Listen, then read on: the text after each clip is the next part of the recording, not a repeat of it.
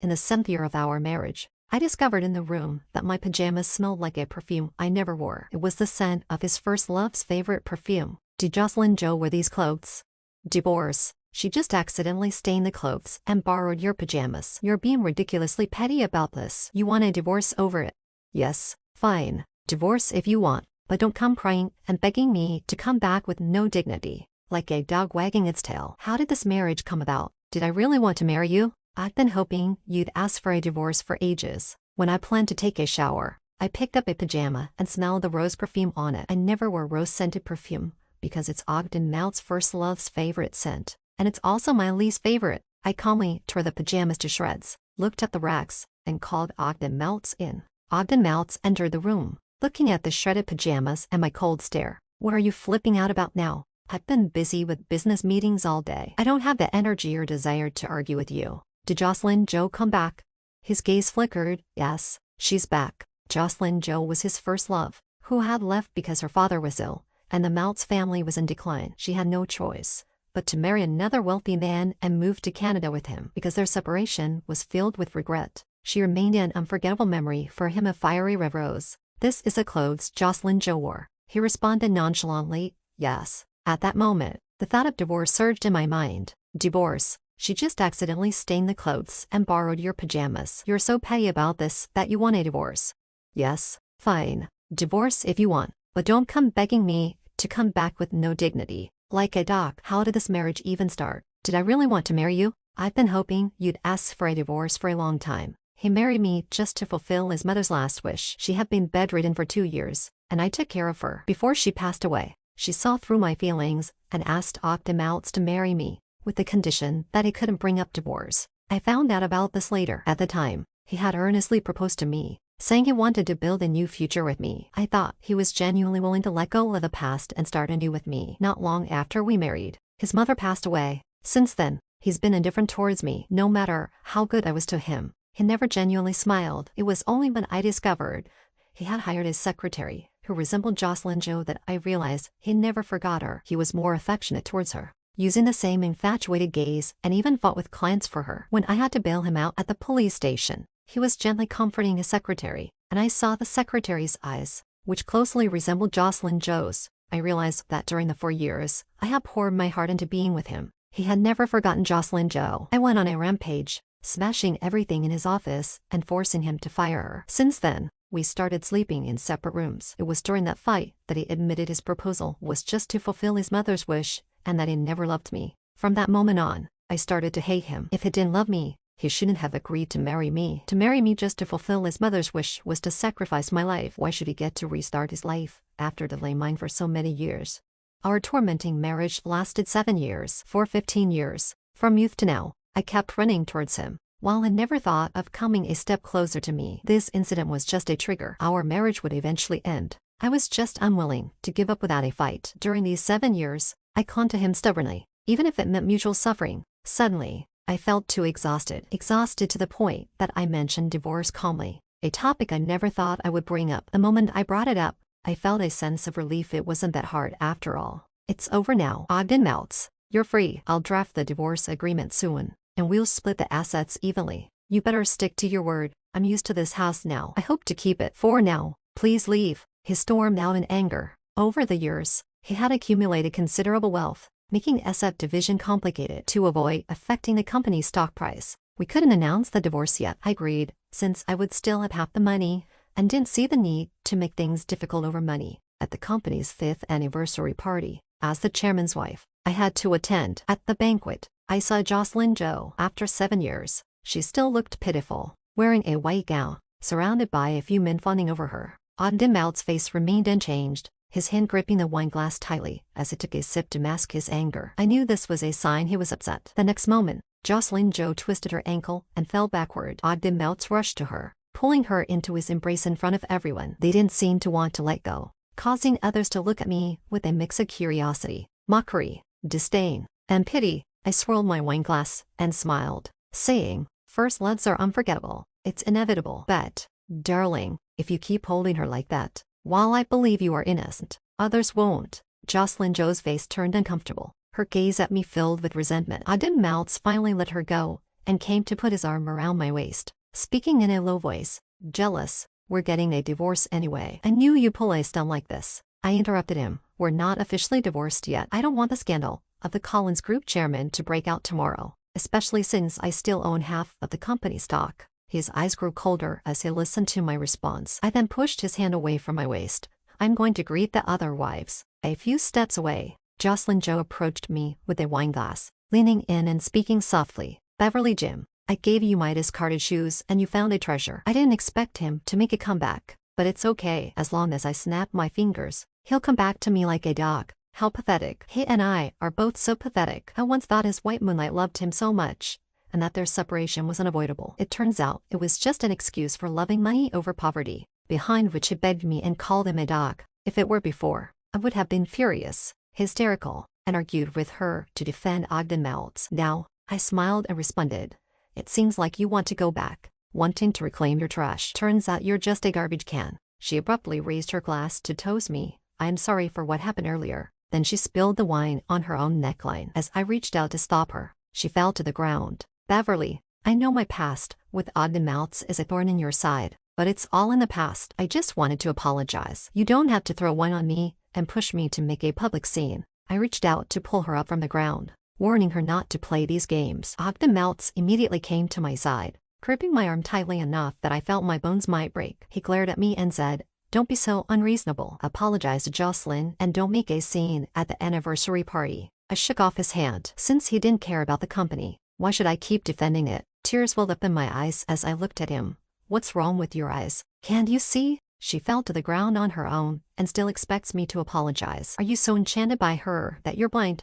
He was stunned for the first time by the sight of me about to cry. I looked at Jocelyn Joe on the floor. When you're playing these clumsy tricks, check for surveillance. You fell to the ground on your own. Don't pretend to be a White Lotus. Are you really not trying to rekindle things with Ogden Melts? Saying this, I poured the wine on her head. Since you say I should apologize by throwing wine, I'll make it real. I'm really sorry. Jocelyn Joe was startled by my public act of throwing wine and screamed. Many of the attendees were wealthy wives, familiar with mistresses. They began to point and whisper, calling Jocelyn Joe a vixen. Jocelyn Joe dug her nails into the dirt and began to sob. Ogden Melts took off his suit jacket and covered her with it, lifting her from the ground. He announced to the crowd, I'd been planning to divorce Beverly Jim for a long time due to incompatibility. I intended to handle everything before making it public, but since so many people are here today, I'm announcing it in advance. Jocelyn Joe peeked out and looked at me with the satisfaction of a winner. I clenched my fists, feeling a pang of pain. Although the truth might be on the surveillance, he didn't even want to check and chose to unconditionally favor Jocelyn Joe. He couldn't stand others calling her a vixen and didn't want her to bear the mistress label, so he rushed to announce the divorce. I had loved Ogden Melts for 15 years, occupying half my life. The withdrawal symptoms were inevitable since I could bring up the divorce. I believe I'll soon get over it. The news of my divorce from Ogden Melts quickly made it to the magazines and reached my family. My mother, who I rarely talked to, immediately called me. Beverly Jim, how can you be so useless? You couldn't even keep your husband. Are you a failure? You're 30 now. Do you think you'll find a better husband than Ogden Melts after this divorce?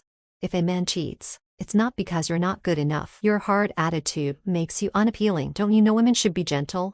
Besides, what's the point of closing one eye? Don't forget your brother still works at Collins Group. What will happen to him if you divorce? Before she could continue her rant, I hung up the phone. I first erased my mother didn't ask me if I was upset or if I felt wronged. Instead, she scolded me for giving up the golden son-in-law in her eyes and for causing inconvenience to my brother's job. Beverly Jim, what are you longing for? Hasn't it always been like this? An awful upbringing makes you give your all for just a bit of kindness from Ogden Melts. How could you expect a mother and brother who only want to suck your blood to show you any care? I shouldn't have softened and given them money for medical expenses, or bought them a house when they came asking for help. How naive of me. I went to a bar, ordered quite a few drinks, and thought about the past as I drank. When my mother gave birth to me, she was sent off to do farm work on the very day I was born because I was a girl. From the moment I was born, she loathed me, didn't like holding me, and showed no affection. After my brother was born, she showered him with all her love, giving him freshly laid eggs and buying him new school bags and clothes. I could only look on enviously. In my memory, all my clothes and school bags were hand-me-downs from my cousin's family, and even if I secretly tasted an egg, I'd be punished. Only when I could do chores would she show me a bit of a smile. I longed for my mother's smile and worked hard to help out at home. Even so, when I graduated from middle school at 15, she still wanted to send me to the city to work in a factory. She said, "Beverly, our family has no money left. We can only afford to educate one person. What's the use of a girl getting so much education? It's better to start working early to help support the family and have a dowry for when you marry," which would help hers. Even though I was always in the top 5 in my grade, and my brother was always at the bottom, it would still be me going to work. The night before they planned to send me to the city, I secretly ran away. That night, I met Ogden Maltz, who had been kidnapped and brought to our village. The kidnappers were demanding $300,000 from his family. When he saw me, he told me not to make a sound and that if I could rescue him, he would grant me any wish. I thought that if his family could offer $300,000, they could surely afford to support my education. Taking advantage of the fact that the kidnappers were asleep, I quietly untied him and helped him escape the village. He immediately called the police while waiting for his family to arrive at the station. My parents also came to the police station, trying to report me missing. When they saw me at the police station, they wanted to hit me right there. It was Ogden Maltz who pulled me behind him. "She's been missing all night, and you're more concerned with hitting her than worrying about her." It was the first time someone had protected me from being beaten. "This is our daughter's upbringing. What does it have to do with you?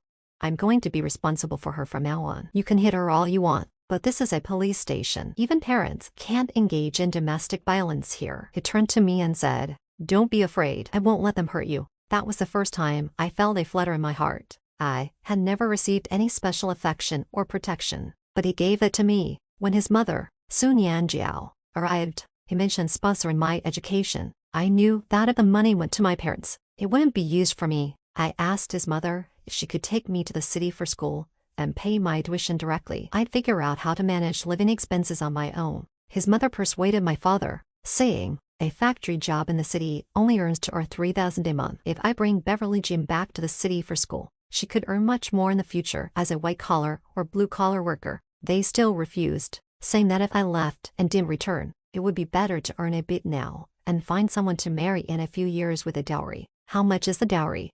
$66,000. His mother directly gave my family $66,000, saying it would count as the dowry. I was taken to the Maltz home and started high school. Whenever someone mocked me for being unsophisticated at school, he defended me and even fought for me. He would tutor me when my grades fell behind, helping me keep up. Since then, I had always secretly been in love with Ogden Maltz. Why couldn't he always be that protected boy? How did he become the loathsome person he is now?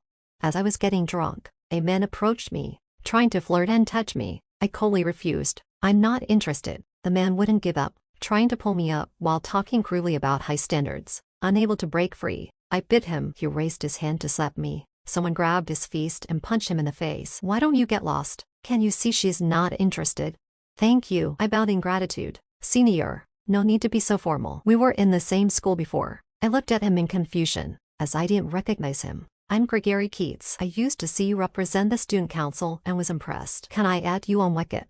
He naturally took out his phone and showed me the keyword code. Since he had just saved me, I felt I couldn't refuse. After adding him, he said he was worried about me getting too drunk and offered to take me home. When we reached downstairs, I saw the lights on and the villa. Ogden Maltz was back. Once Gregory left, I went inside. Before I even took off my shoes, Ogden Maltz yanked me inside and slammed me against the wall, demanding, "Who was that little white face who just took you home?"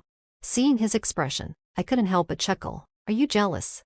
His face was a mix of emotions. "You're daydreaming." I knew it was impossible. He'd rather divorce me. He wouldn't care who I was with. "I just hope that since we aren't officially divorced yet, you don't create any scandals that could affect Collins Group." I laughed mockingly and pushed him away. "Ogden Maltz, you're really something. You've already left with Jocelyn Zhou in public, and the newspapers are reporting it. Now you're telling me not to affect Collins Group."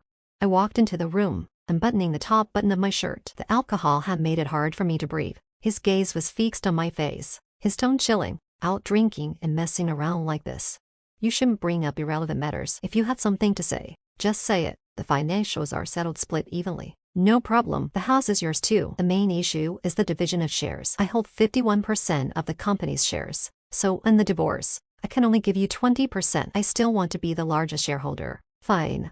Draft the agreement as soon as possible, and we'll sign it." "Beverly Jim, let's see how long you can keep up the act." He said this and headed upstairs. "I told you I want this house. Please leave." It's too late now. I'll stay in the guest room. If you keep talking, I might not give you the house. Never mind. It's not worth arguing about. After all, we've been sleeping separately for years, so I'm not afraid of what he might do. The next day, I received an anonymous text message on my phone. It was full of insults. Beverly Jim, you couldn't compete with me 10 years ago, and you can't now. Don't delude yourself into thinking you can make Ogden Mounts change his mind. From the tone, it was clearly Jocelyn Joe. I immediately blocked her. Ogden Mounts met Jocelyn Joe 10 years ago, during our freshman year. Before Jocelyn Joe appeared, my relationship with Ogden Mounts had always been ambiguous. He never denied others teasing me as his child bride. He would also have a dark expression whenever someone confessed to me. I even planned to confess to him right after graduation. I worked hard to excel and become worthy of everything his family had done for me.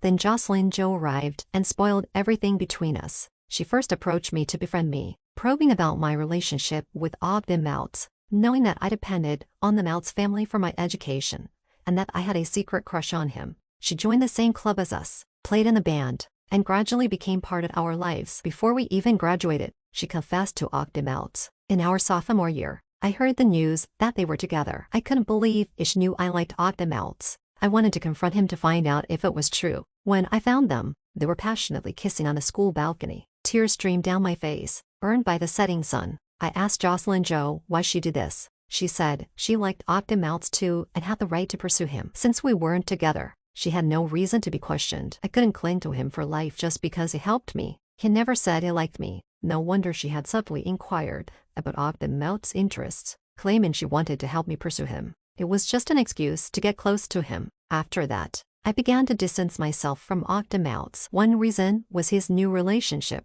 and I didn't want to see them being affectionate at school. It hurt too much. I realized Jocelyn Joe's true colors not because of this incident, but because once I fell ill, Ogden Mounts only bought me medicine once. The next day, she deliberately arranged for Ogden Mounts to overhear me confessing my feelings, and then fell into a lotus pond, claiming I pushed her. Ogden Mounts, like during an anniversary event, didn't believe me and angrily demanded an apology. I refused, and he didn't believe my explanation. After that, our relationship reached a breaking point. By our junior year, after his father passed away and the Mounts family business suffered, his mother urgently needed help and was hit by a car, leaving her bedridden. The Mounts family business was on the brink of bankruptcy. At the same time, Jocelyn Joe's family also had an emergency requiring a large amount of money, leading her to leave Ogden Mounts. The Mounts family had been kind to me, especially his mother. During my years with them, she treated me like her own daughter. Ever since I began taking care of his bedridden mother,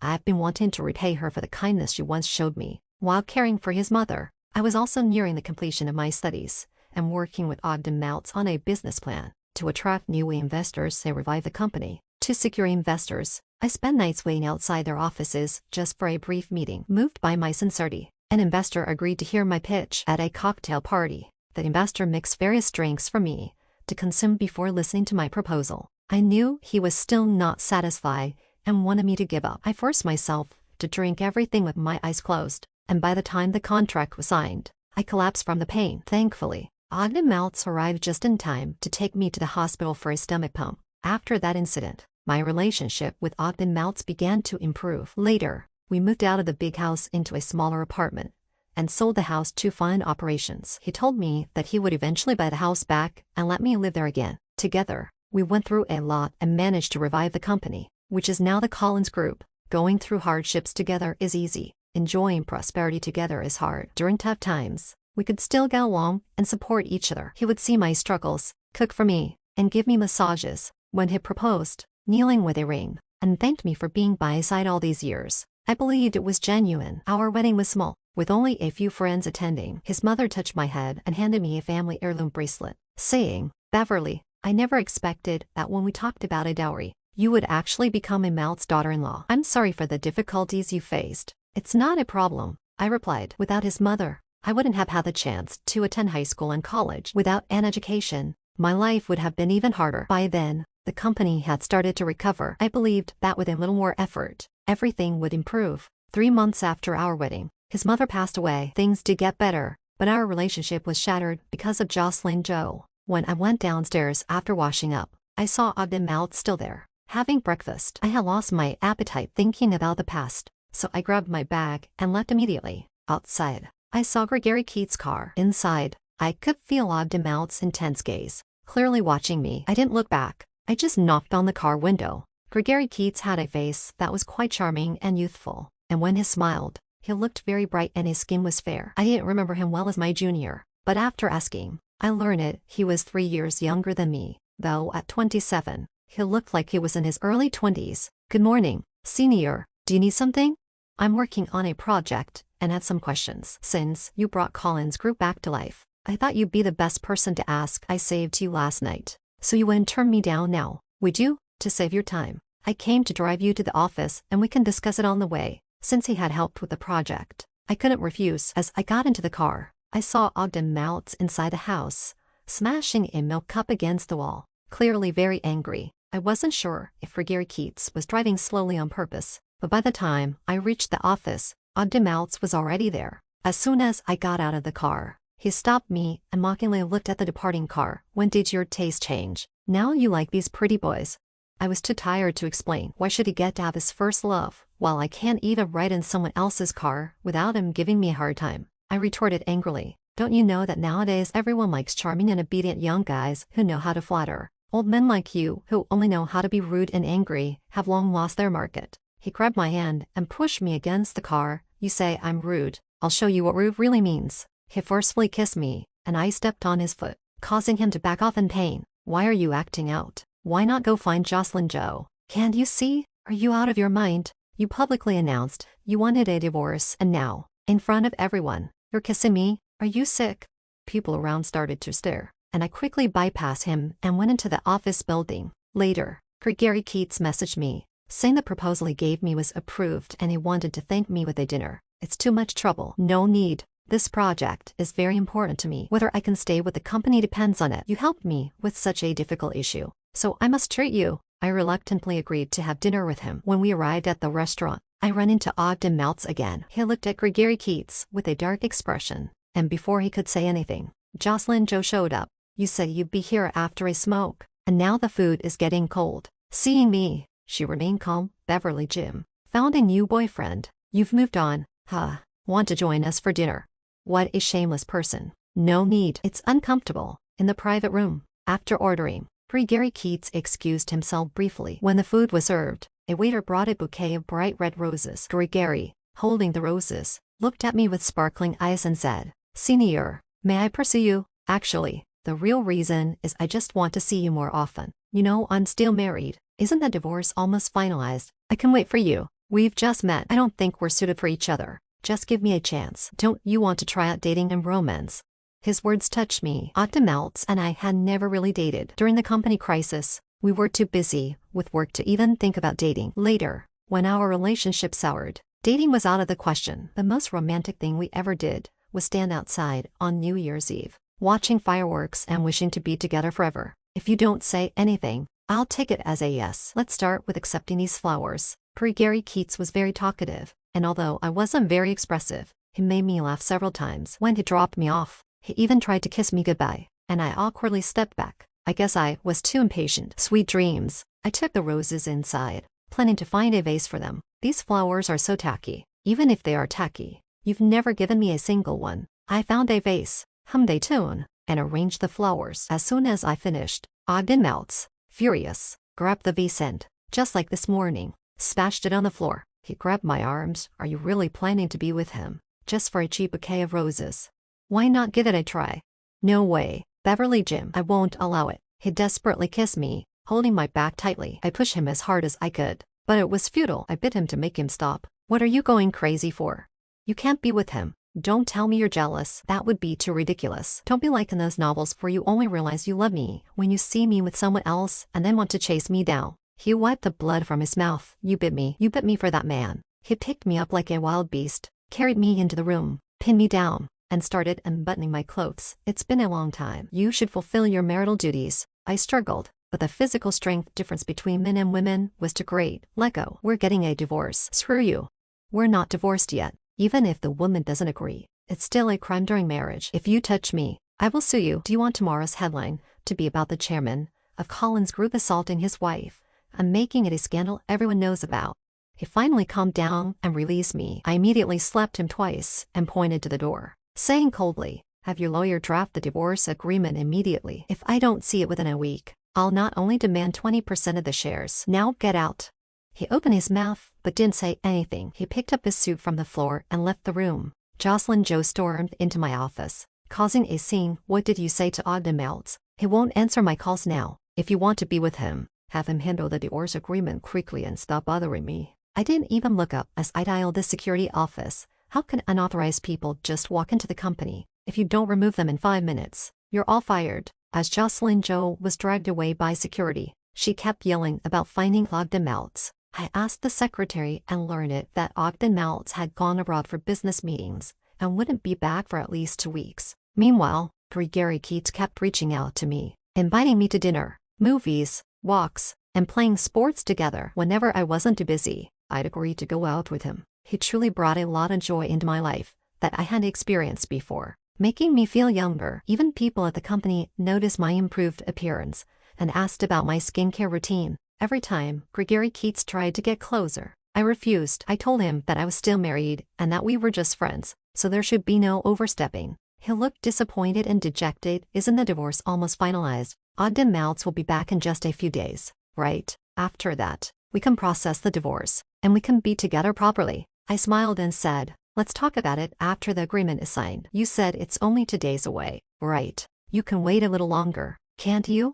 "All right, I'll wait another 2 days. If you're still not divorced by then, you need to give me an answer." "Okay." 2 days later, Ogden Meltz came back from his business trip. He finally agreed to sign the divorce agreement, but when the agreement was presented, he had changed the terms. All I was getting was a house and $50 million in alimony, with no company shares. I slapped the agreement on the table. "This isn't what we agreed on." Ogden Meltz's face was stone cold. "You were shacking up with other men during our marriage, and now you want half of my assets. Don't forget that the Collins Group belongs to the Meltz family. You should be grateful for the house and $50 million. That's a lot of money." I scoffed. "Which of your eyes saw me with other men? Are these photos evidence? You've been dining out, going to movies, attending operas, and playing sports with them. Isn't that normal socializing?" I glanced at the photos. They were well taken. I might keep them as mementos. "It's quite something that you went through all this trouble to arrange a chanza encounter with one of my juniors and hired a drum to harass me for a hair saving the beauty scene." As soon as I spoke, Ogden Meltz's face changed. Did he really think I was still that naive 18-year-old? Easily deceived.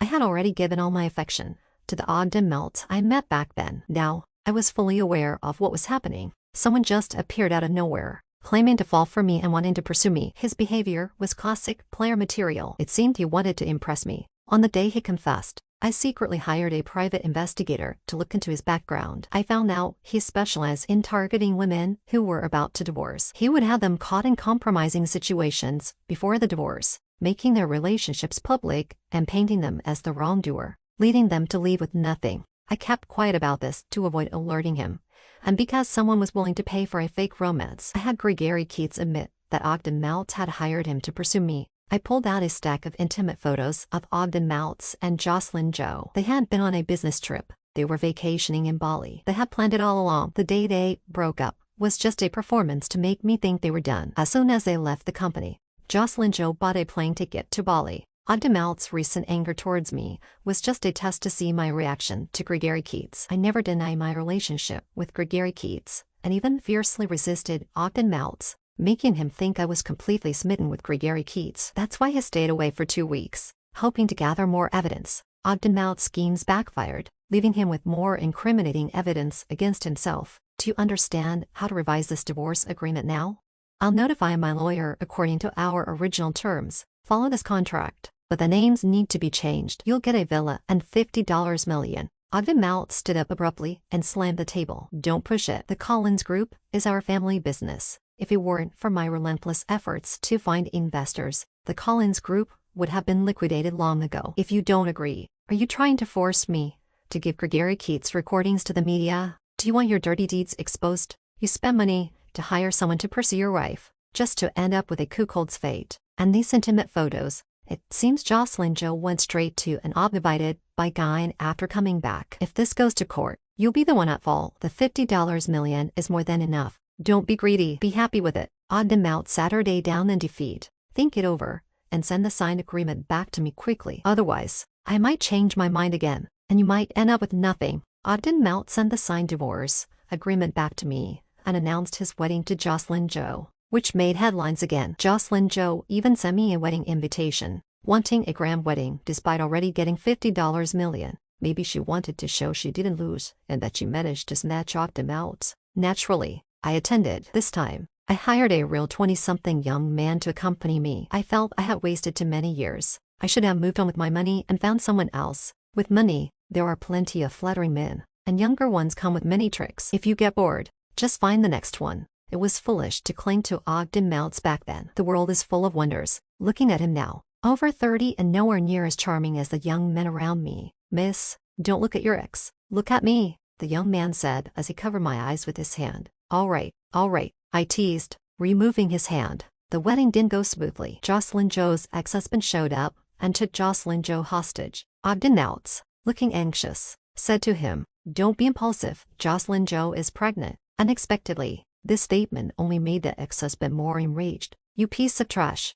Not only did you leave me when I'm about to go bankrupt, but you also refused to abort the baby." He then lunged at Jocelyn Joe's stomach. Ogden Mouts tried to intervene to protect the baby and got stabbed in the abdomen. "You're an idiot for a woman like her. You risk your life." Her father wasn't sick. It was just a minor surgery costing less than $2,000. She came on to me, seduced me, and wanted to marry me. Do you think she was really desperate? She only loved money. Once I fell, she divorced and came back to you. You're a fool. The ex-husband wasn't done and continued stabbing Jocelyn Joe. "Why did you have to kill my child? I'm going to prison, and my manhood is ruined. I'm the only one in my family. You're condemning my bloodline to extinction. You deserve to die." By the time the police arrived, Jocelyn Joe was likely already dead. With blood everywhere, a joyful event turned into a tragedy. Ogden Mouts survived a stab wound but lost a kidney. He called me crying, saying he regretted being with Jocelyn Joe. I didn't have time to listen and hung up, busy choosing a male model. As for regret, I also regret loving him for 15 years and tormenting each other for 7. Luckily, we've gone our separate ways, never to cross paths again. The story is now finished. Feel free to subscribe to the channel for the latest updates. New novels are updated daily.